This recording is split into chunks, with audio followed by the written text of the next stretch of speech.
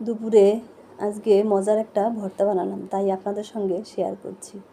আমি নিয়েছি কিছু শুকনা কাসকি মাছ আর রসুন, কাঁচামরিচ, নিয়েছি চিচিঙ্গার বীজ আর উপরের খোসাটা।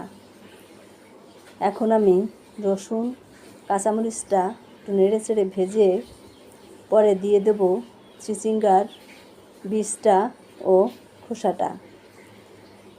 চিচিঙ্গার বীজ আর খোসা দিয়ে একটু সময় আমি ভেজে নেব। তারপর আমি আগে থেকে গরম জলে ধুয়ে রেখেছিলাম কাসকি মাছটা দিয়ে আস্তে আস্তে 5-6 মিনিট ধরে আমি লাল করে ভেজে নেব। আমার চুলার কাছে আমি ছোট একটা পাটা বিছিয়ে রেখেছি। এখন আমি পাটাতে এগুলো নামিয়ে নিলাম। আর একটু কষ্ট করে আমি বেটে নেব মিহি করে। ব্লেন্ডারে দিলে ভালো হবে না, তাই আমি হাত দিয়ে সুন্দর মিহি করে এভাবে বেটে নামিয়ে নেব। মজাদার একটা ভর্তা, কাসকি মাছ দিয়ে আপনারা যে কোনো ভর্তা খেতে